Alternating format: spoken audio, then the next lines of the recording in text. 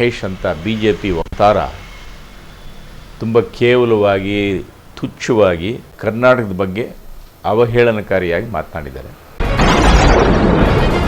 ಒಬ್ಬ ಒಂದು ಕ್ಷುಲ್ಲಕ ವ್ಯಕ್ತಿ ಇಷ್ಟರ ಮಟ್ಟಿಗೆ ಮಾತಾಡಿರೋದು ಎಷ್ಟರ ಮಟ್ಟಿಗೆ ತಾವೇ ಹೇಳ್ತಾ ಇದ್ದೀರಿ. ಬಹುತೇಕ ಎಲ್ಲರೂ ಅದನ್ನು ಖಂಡಿಸಿದ್ದಾರೆ. ಖಂಡನೀಯ, ಎಲ್ಲರನ್ನು ಅವಮಾನ ಮಾಡ್ದಂಗೆ ಲೆಕ್ಕ. ಇನ್ನು ಅದನ್ನು ಮಿತಿಮೀರಿದ್ರೆ ನಾವುಗಳು ಕನ್ನಡ ಸಂಘಟನೆಗಳು ಮತ್ತೊಂದು ಎಚ್ಚೆತ್ಕೊಂಡ್ರೆ ತುಂಬಾ ಅದು ವಿಕೋಪಕ್ಕೆ ಹೋಗುತ್ತೆ. ಅದನ್ನು ಈಗಲೇ ಅವರು ಈ ಕೂಡಲೇ ಕ್ಷಮೆ ಯಾಚಿಸಬೇಕು. ಎಲ್ರಿಗೂ ನಮಸ್ಕಾರ. ನಾನು TN ರಾಧಾಕೃಷ್ಣ, ರಾಜಾಜಿನಗರ ಬ್ಲಾಕ್ ಕಾಂಗ್ರೆಸ್ ಅಧ್ಯಕ್ಷ. ತಾವು ಕೇಳ್ತಾ ಇದ್ದೀರಿ, ಇತ್ತೀಚೆಗೆ ಯಾರೋ ಒಬ್ಬ ಮಹೇಶ್ ಅಂತ BJP ವಕ್ತಾರ ತುಂಬ ಕೇವಲವಾಗಿ ತುಚ್ಛವಾಗಿ ಹಂಗೆ ನೋಡಿದ್ರೆ ಕರ್ನಾಟಕದ ಬಗ್ಗೆ ಅವಹೇಳನಕಾರಿಯಾಗಿ ಮಾತನಾಡಿದ್ದಾರೆ. ಇದು ತೀರಾ ಅಕ್ಷಮ್ಯ. ಒಬ್ಬ ವಕ್ತಾರನಾಗಿ, ಒಂದು ಪಕ್ಷದ ವಕ್ತಾರನಾಗಿ ಅಪದಕ್ಕೆ ಅಪ್ಪಣೆ ಅಂದರೆ ಬಾಯಿಗೆ ಬಂದದ್ದೇ ಅನ್ನೋ ರೀತಿಯಲ್ಲಿ ಮಾತಾಡಿರೋದು ಎಷ್ಟರ ಮಟ್ಟಿಗೆ ಸರಿ? ಇದನ್ನು ನಿಜವಾಗಲೂ ಎಲ್ಲರೂ ಖಂಡಿಸಬೇಕು. ಈ ಒಬ್ಬ ಒಂದು ಕ್ಷುಲ್ಲಕ ವ್ಯಕ್ತಿ ಇಷ್ಟರ ಮಟ್ಟಿಗೆ ಮಾತಾಡಿರೋದು ಎಷ್ಟರ ಮಟ್ಟಿಗೆ ತಾವೇ ಹೇಳ್ತಾ ಇದ್ದೀರಿ. ಬಹುತೇಕ ಎಲ್ಲರೂ ಅದನ್ನು ಖಂಡಿಸಿದ್ದಾರೆ. ಸರ್, ಇವತ್ತು ಕಾಂಗ್ರೆಸ್ ಪಕ್ಷವನ್ನು ಟೀಕಿಸೋ ಭರದಲ್ಲಿ ಕರ್ನಾಟಕ ರಾಜ್ಯವನ್ನ ಕನ್ನಡಿಗರನ್ನ ಅವಮಾನಿಸಿದಂಗೆ ಆಗಿದೆ ಅನ್ನೋದು ಎಲ್ಲರ ಬಾಯಲ್ಲೂ ಕೇಳ್ತಾರೋ. ಹೌದು ಕೂಡ. ಒಂದು ರಾಜ್ಯದ ಬಗ್ಗೆ ಮಾತಾಡೋದು ಅದು ಅವಹೇಳನಕಾರಿ ಅಂದರೆ ಅದು ತೀರಾ ಅಕ್ಷಮ್ಯನೇ, ಖಂಡನೀಯ, ಎಲ್ಲರನ್ನು ಅವಮಾನ ಮಾಡ್ದಂಗೆ ಲೆಕ್ಕ. ತಾವು ರಾಜಾಜಿನಗರ ಸಾಹಿತ್ಯ ಪರಿಷತ್, ಕನ್ನಡ ಸಾಹಿತ್ಯ ಪರಿಷತ್ ಅಧ್ಯಕ್ಷರಾಗಿದ್ದೀನಿ, ಯಾವ ರೀತಿ ಖಂಡನೆ ಮಾಡ್ತೀರಾ? ಅವಾಗ ಏನು ಆಗ್ರಹ ಮಾಡ್ತೀರಾ? ಆಗ್ರಹ ಅನ್ನೋದಕ್ಕಿಂತ ಇದು ಸಮಸ್ತ ನಾಡಿನ ಜನತೆ, ಬಹುತೇಕ ನಿಮ್ಮೆಲ್ಲ ಪತ್ರಿಕೆಗಳು ಎಲ್ಲರೂ ಖಂಡಿಸಿದ್ದಾರೆ. ಇದು ಅವ್ರಿಗೆ ಅವಮಾನ ಆಗಬೇಕು.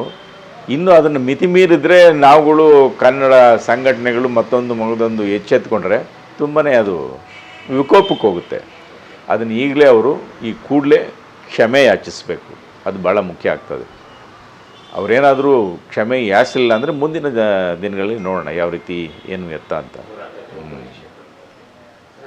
ಯಾಕೆಂದರೆ ಒಂದು ರಾಜ್ಯದ ಬಗ್ಗೆ ತೀರಾ ಅವಹೇಳನಕಾರಿಯಾಗಿ ಮಾತಾಡಬಾರ್ದು ಯಾರೇ ಆಗಲಿ. ರಾಜಕೀಯ ಮೇಲಾಟಗಳು ಏನಿದ್ರು ಕೂಡ ಒಂದು ರಾಜ್ಯನ ಹೌದು, ಮಾತಾಡೋದು. ಯಾಕಂದರೆ ಅವರು ರಾಜ್ಯದಲ್ಲಿ ಇದ್ದಾರಲ್ಲ.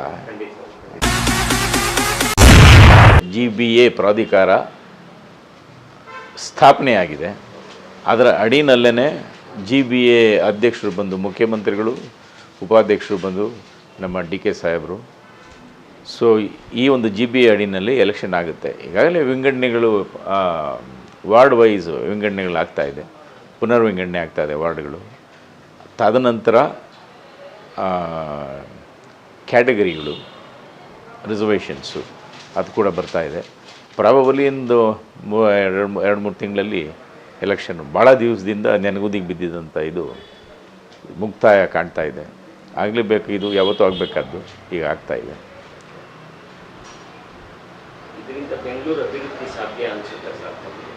ಅಲ್ಲ, ನನ್ನ ದೃಷ್ಟಿನಲ್ಲಿ ವಿಕೇಂದ್ರೀಕರಣ, ಇದು ಡಿಸೆಂಟ್ರಲೈಸೇಷನ್ ಆಗಿದೆ. ಪವರ್ಸ್ ಎಲ್ಲನೂ 5 ಕಾರ್ಪೊರೇಷನ್ ಆಗಿದೆ.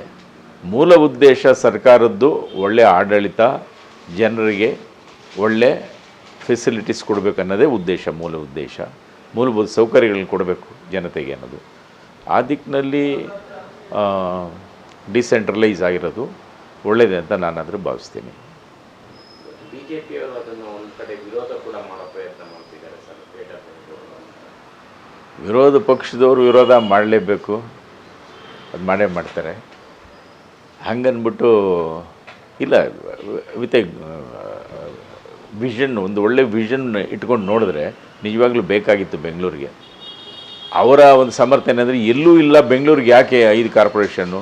ಬಾಂಬೆ, ಕಲ್ಕಟ್ಟ ಅಂತ ದೊಡ್ಡ ದೊಡ್ಡ ನಗರಗಳೇ ಒಂದು ಇದರ ಅಡಿನಲ್ಲಿ ಆಡಳಿತ ನಡೆಸ್ತಾ ಇರಬೇಕಾದ್ರೆ ನಮಗೆ ಯಾಕೆ ವಿಕೇಂದ್ರೀಕರಣ ಅನ್ನೋದು ಅವರ ಒಂದು ಇದು. ಈಗ ನಮ್ಮ ನಿಲುವು ತೊಗೊಂಡಿದ್ದೀವಿ. ನೋಡೋಣ ಮುಂದಿನ ದಿನಗಳಲ್ಲಿ ಎಷ್ಟರ ಮಟ್ಟಿಗೆ ನಾವು ಕಾರ್ಯೋನ್ಮುಖರಾಗ್ತೀವಿ, ಅದರಲ್ಲಿ ಕಾರ್ಯಸಿದ್ಧಿ ಆಗ್ತೀವಿ ಅನ್ನೋದು.